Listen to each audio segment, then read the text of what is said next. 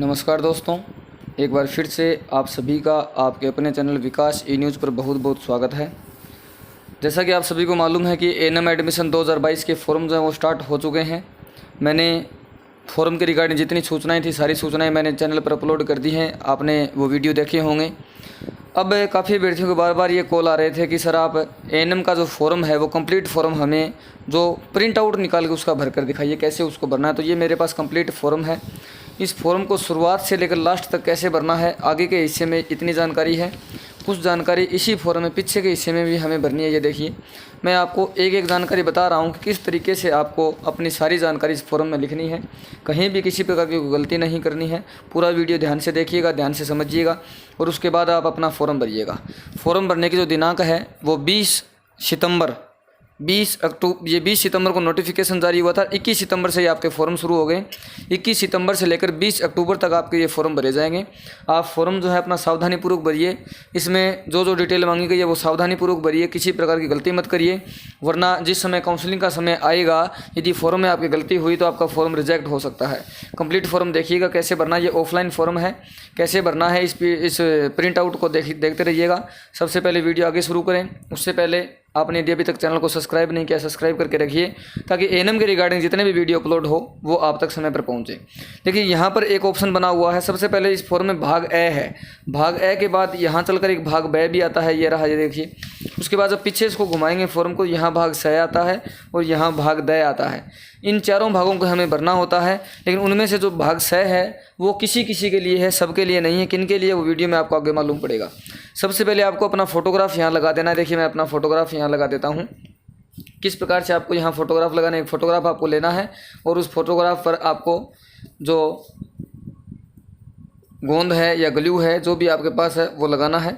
ये मैंने फ़ोटोग्राफ है वो न्यूज़पेपर से लिया है आपको समझाने के लिए, तो आप इस पर एक बार फ़ोटोग्राफ की तरफ मचाइएगा कि फ़ोटोग्राफ कैसे चिपका रहे हो। ये मैंने आपको समझाने के लिए लिया है। आपको फ़ोटोग्राफ लेकर यहाँ पर अपना फ़ोटोग्राफ फॉर्म पे अच्छे से लगा देना है और लगाने के बाद जैसे आपका ये फ़ोटोग्राफ यहाँ पर लग जाए उसके बाद आपका जो भी नाम है, जैसे भी आप सिग्नेचर करते हो इस प्रकार से आपको यहाँ सिग्नेचर करना ताकि आधा फ़ोटो पर आए आधा इस फॉर्म पर आए। देखिए कैसे करना है बता देता हूँ मैं। ये जो फॉर्म है वो सिमरन नाम से मैं ये फॉर्म लगा रहा हूँ, तो आपको सिमरन नाम से जो सिग्नेचर करना है वो ऐसे करना है। देखते रहिएगा, आधा सिग्नेचर ऐसे फ़ोटो पे आ जाए और आधा ऐसे आ जाए, इस प्रकार से आपको सिग्नेचर करना है। उसके बाद इस फॉर्म को भरना शुरू करना है। ये जो सबसे पहले कॉलम बना हुआ है ये आपके 12वीं की डिटेल भरने के लिए कॉलम है। यहाँ पर आपको 12वीं का नाम लिखना है। सबसे पहले बोर्ड का नाम लिखना है, आपने कौन से बोर्ड से अपने 12वीं किया है। यदि आपने राजस्थान से 12वीं किया है तो board of secondary education Rajasthan, और उसमें छोटा सा नाम आपको अजमेर भी लिख देना है। यदि आप हिंदी में इसको भरना चाहो तो हिंदी में भर सकते हो, अंग्रेजी में भरना चाहो तो अंग्रेजी में भर सकते हो। ये डिटेल उत्तीर्ण करने का वर्ष आपको बताना है कि आपने किस वर्ष ये पास किया, 2016 में किया, 18 में किया, 15 में किया, वो सारा आपको बताना है। उसके बाद आपको रोल नंबर अपने बताने हैं, जो भी आपके रोल नंबर है इस प्रकार से आपको अपने रोल नंबर भी छोटे छोटे इसमें लिख देने हैं। उसके बाद आपको पूर्णांक बताना है कि आपकी जो परीक्षा है वो कितने अंक की होती है, 600 की होती है, 500 की, तो वो पूर्णांक बताना है और उनमें से आपने कितने अंक लिए हैं वो आपको यहाँ पर बता देना है कि आपके यहाँ पर कितने अंक हैं। और इसके बाद आपको यहाँ पर अपने परसेंटेज बताने हैं और परसेंटेज बताने के लिए आप जो है इस प्रकार से अपने परसेंटेज लिख दीजिएगा। उसमें प्रतिशत का चिन्ह भी आप लगा सकते हो, 92.40 कह सकते हो या 92.4 कह सकते हो, एक ही बात है, ये कोई दिक्कत नहीं है इसमें। उसके बाद यहाँ से आपको अपनी कैटेगरी सिलेक्ट करनी है। यदि सामान्य हो तो इस पर टिक करना है, अनुसूचित जाति हो तो इस पर टिक करना है, एसटी हो मतलब अनुसूचित जनजाति हो तो इस पर टिक करना है, एमबीसी हो तो इस पर टिक करना है, यहाँ पर अन्य पिछड़ा वर्ग हो तो इस पर करना है, टीएसपी में यदि एसटी हो तो इस पर करना है, टीएसपी में यदि एससी हो तो इस पर करना है, एमबीसी हो तो इस पर करना है, ईडब्ल्यूएस हो तो यहाँ और शहरिया हो तो यहाँ। आपको अपने हिसाब से टिक करना है, जरूर टिक करना है। जैसे ओबीसी कैटेगरी से यदि कोई है तो ओबीसी पर यहाँ पर आपको टिक करना है। उसके बाद में 2 नंबर जो लाइन शुरू होती है वो ये है कि क्या अभ्यर्थी निःसंजन ओवल अर्थात एक पेड़ से श्रेणी में प्रवेश चाहती है, मतलब कि जो अभ्यर्थी है वो पीएच कैंडिडेट है, निःसंजन है तो उसको हाँ पे टिक करना है, अन्यथा ना पे करना है। यदि हाँ पे करते हो तो उसका प्रमाण पत्र भी आपको फोटोकॉपी के रूप में लगाना पड़ेगा।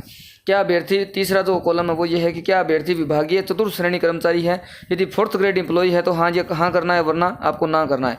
इसमें हाँ और ना दोनों में से आपको ये करना ही पड़ेगा। यदि आप हाँ कर देते हो तो आपको जो भाग स है वो भी भरना पड़ेगा, ये आप ध्यान रखिएगा। और आप ना करते हो तो आपको उसके साथ कोई छेड़खानी करने की आवश्यकता नहीं है। यदि आप कोई आंगनबाड़ी कार्य करता है तो आपको हाँ करना है, अन्यथा आपको ना करना है। यदि आप हाँ करते हो तो भी आपको सह भरना पड़ेगा। यदि आप 3 और 4 कॉलम में दोनों में से एक में हाँ करते हो तो आपको भाग सह भरना पड़ेगा, अन्यथा ये खाली छोड़ना है। क्या आप मिलिट्री, पैरामिलिट्री, पुलिस, मृतक कर्मियों की विधवा, अन्य श्रेणी की विधवा प्लस जो कैंडिडेट है उनके लिए हाँ करना है, अन्यथा आपको ना करना है। एक कॉलम पर आपको टिक जो है वो अवश्य करना है। उसके बाद जो है सक्षम अधिकारी द्वारा ये जो आपका इनमें से यदि कोई भी आपके पास है तो आप हाँ यदि करते हो तो सक्षम अधिकारी द्वारा आपको प्रमाण पत्र भी संलग्न इसमें करना होगा। यदि आप हाँ श्रेणी का करते हैं और नाम भी कौन सी श्रेणी आपकी इनमें से पैरामिलिट्री है, मिलिट्री है, पुलिस, मृतक कर्मियों की विधवा है या फिर अन्य श्रेणी की विधवा है या तलाकशुदा, तो वो कैटेगरी भी आपको यहाँ पर मेंशन करनी है। उसके बाद आपको पोस्टल ऑर्डर नंबर यहाँ लिखने हैं। पोस्टल ऑर्डर का मैंने अलग से वीडियो बना रखा है, उसमें देख लीजिएगा नंबर यहाँ पर। पोस्टल ऑर्डर उन्हीं कैंडिडेट को बनाना है जो SC और ST को छोड़ने के बाद बाकी जो कैटेगरी के जो कैंडिडेट बच गए SC और ST को छोड़ने के बाद उन कैंडिडेट्स को ये आपको पोस्टल ऑर्डर बनवाना है। पोस्टल ऑर्डर के जो नंबर होते हैं कुछ इस प्रकार से होते हैं 4F 53 46 6 ऐसे कुछ नंबर होते हैं, वो आपको यहाँ पर लिखने पड़ेंगे। और किस तारीख को पोस्टल ऑर्डर बनवाया वो भी आपको यहाँ पर टाइप करना पड़ेगा। जैसे मैं 20 सितंबर एक बार लिख देता हूँ, 20/09 और 22 इस प्रकार से आपको लिखना है। और आपने कितने रुपए का बनवाया तो वो भी आपको यहाँ इस प्रकार से आपको लिखना है। 20 रुपये का आपने बनवाया या 10-10 रुपये के 2 बनाए हैं तो 10 रुपये प्लस में 10 रुपये आपको ऐसे लिख देना है। और यहाँ पर दोनों के नंबर आपको जो 10 रुपये वाला एक नंबर ऐसे आ जाएगा, दूसरे का नंबर भी यहाँ पर जैसे 4F है 53 465 ऐसे कुछ है तो आप इस प्रकार से टाइप कर सकते हो। जितनी कोशिश हो सके आपको मैंने बता दिया 20 रुपये वाला पोस्टल ऑर्डर आपको लेना है। और उसके बाद अभ्यर्थी का नाम आपको हिंदी में लिखना है। जैसे मैं लिख देता हूँ, ये देखिए ये अभ्यर्थी का नाम हमने हिंदी में लिख दिया। उसके बाद अभ्यर्थी का नाम अंग्रेजी में लिखना है, वो भी कैपिटल लेटर में आपको लिखना है। तो SMARAN आपको ऐसे करके ये नाम हो सकता है स्पेलिंग में कोई मिस्टेक हो, लेकिन आपको इस प्रकार से अपना नाम हिंदी जो है अंग्रेजी में कैपिटल लेटर में लिखना है, स्मॉल लेटर में नहीं लिखना। फिर पिता का नाम आपको यहाँ लिखना है, जहाँ यहाँ पिता का नाम हम लिख देते हैं, देखिए राजपाल। तो श्री लगा सकते हो आप, लगाने को कोई दिक्कत नहीं। यहाँ पर देखिए राजपाल, मैं आपको समझाने के लिए लिख रहा हूँ, श्री राजपाल आपको इस प्रकार से लिखना है। उसके बाद पिता का नाम आपको अंग्रेजी में लिखना है, श्री लिख सकते हो। लिखने के बाद आपको राजपाल इस प्रकार से पहली ABCD में ये आपको पूरा नाम इस प्रकार से आपको लिखना है। फिर यदि कोई विवाहित महिला है तो पति का नाम हिंदी में लिखना है, पति का नाम अंग्रेजी में लिखना है, अन्यथा ये अविवाहित यदि कैंडिडेट है तो ये कॉलम आपको खाली छोड़ देना है। उसके बाद आपको अपनी जन्म दिनांक लिखनी है, जैसे 05 फरवरी 2003 इस प्रकार से आपको ये अपनी DOB मेंशन करनी है।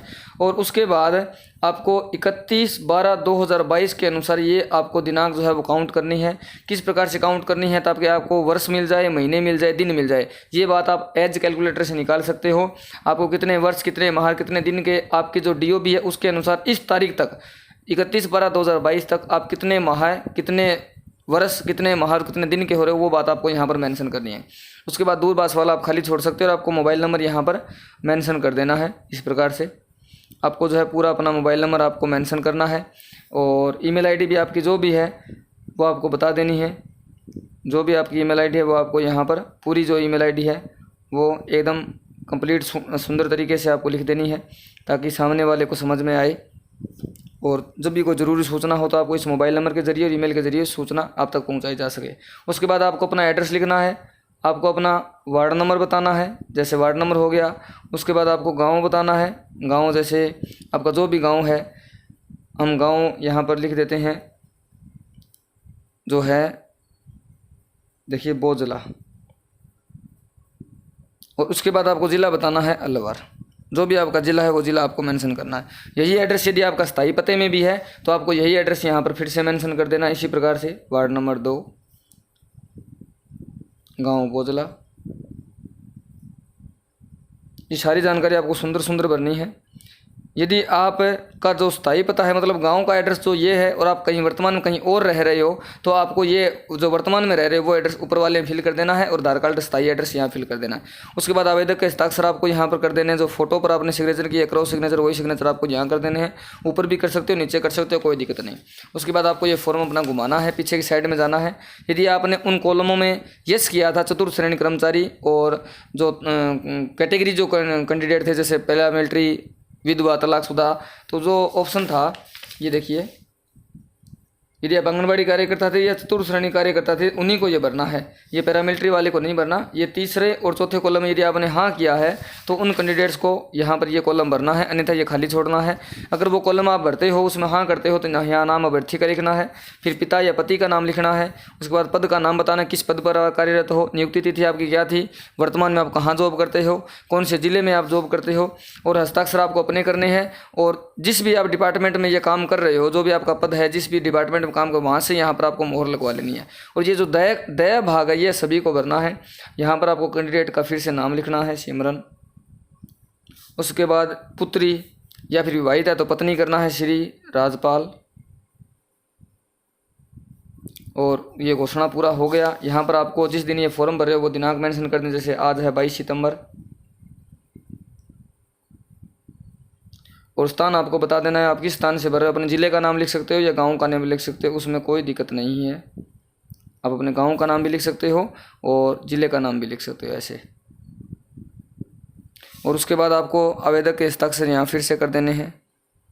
और इस प्रकार से आपका जो फॉर्म है वो कंप्लीट हो जाता है। कंप्लीट फॉर्म ये आपका हो गया है, इसमें कहीं भी कोई दिक्कत नहीं है। फॉर्म एकदम सारा फॉर्म एकदम सही है, किसी प्रकार की जानकारी हमने छिपाई नहीं है, पूरी जानकारी इसमें लिख दी है।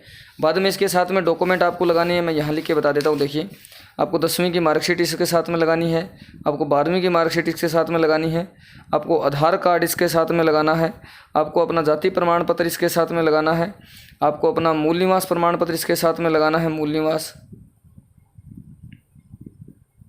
और इसके बाद आपने पोस्टल ऑर्डर जो बनाया है वो भी आपको इसके साथ में लगाना है आपको। और इसके बाद में आपने यदि पीएच कैंडिडेट हो तो आपको सर्टिफिकेट लगाना है, अन्यथा लगाने की आवश्यकता नहीं, सर्टिफिकेट। यदि आप जो 5वां ऑप्शन यहाँ पर जो था, क्या मिलिट्री, पैरामिलिट्री, मृतक पुलिसकर्मी, विधवा, तलाकशुदा यदि कैटेगरी में है तो सक्षम अधिकारी द्वारा जारी प्रमाण पत्र संलग्न करना अनिवार्य, वो सर्टिफिकेट भी आपको यहाँ पर मेंशन करना है यदि आप इस कैटेगरी में आते हो तो। ये जो कैटेगरी, ये जो 2-3 बातें जो लास्ट में मैं लिख रहा हूँ, ऊपर वाली बातें तो सभी को लगानी है, बाकी 2-3 बातें जो लिख रहा हूँ ये उन्हीं को बतानी है जिन पर ये लागू होती है। और इसके अलावा यदि बात करें तो आप इसमें कुछ भी और लगाने की आपको आवश्यकता नहीं है। इसमें सारे डॉक्यूमेंट मेंशन करने के बाद आपको यहाँ से स्टेपल कर देना है फॉर्म को। स्टेपल करने के बाद इसको अच्छे तरीके से, सभी डॉक्यूमेंट को अच्छे तरीके से ऐसे फोल्ड कर लेना है ऐसे। और सुंदर तरीके से फोल्ड करने के बाद सभी डॉक्यूमेंट को एक लिफाफा लेना है और उस लिफाफे में सभी को डाल के उस लिफाफे को ऐसे आगे से बंद कर देना है।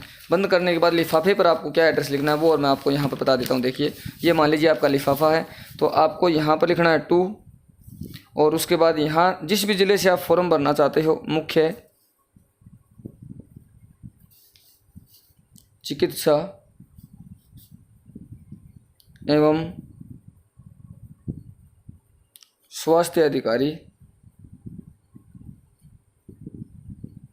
आप किस ज़िले से भरना चाहते हो।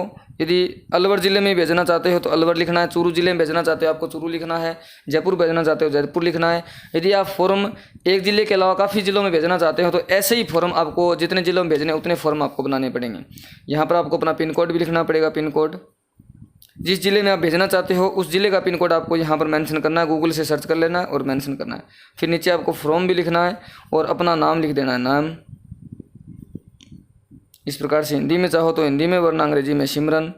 और एड्रेस जो है आप अपना वार्ड नंबर और जो भी डिटेल है आपकी यहाँ पर आप अपनी मेंशन कर सकते हो। इस प्रकार से आपको ये कंप्लीट फॉर्म अपना भरना है और आगे सेंड करना है। इस वीडियो को अब यहीं पर समाप्त करेंगे। उम्मीद करता हूँ वीडियो पसंद आया होगा, जानकारी समझ में आई होगी। ज़्यादा से ज़्यादा इस वीडियो को शेयर करिएगा, लाइक करिएगा, चैनल को यदि सब्सक्राइब नहीं किया सब्सक्राइब करिएगा, क्योंकि नवंबर महीने में, जी हाँ, आगे जो नवंबर महीना आ रहा है उसी नवंबर में आपके जो एएनएम के सेशन है वो स्टार्ट हो जाएंगे। और काउंसलिंग जो है वो अक्टूबर के बाद नवंबर में काउंसलिंग होने की बात है। तो आप चैनल को सब्सक्राइब करके रखें, सारी अपडेट आपको चैनल पर मिलती रहेगी। इस वीडियो को यहीं पर समाप्त करेंगे। जय हिंद, जय भारत।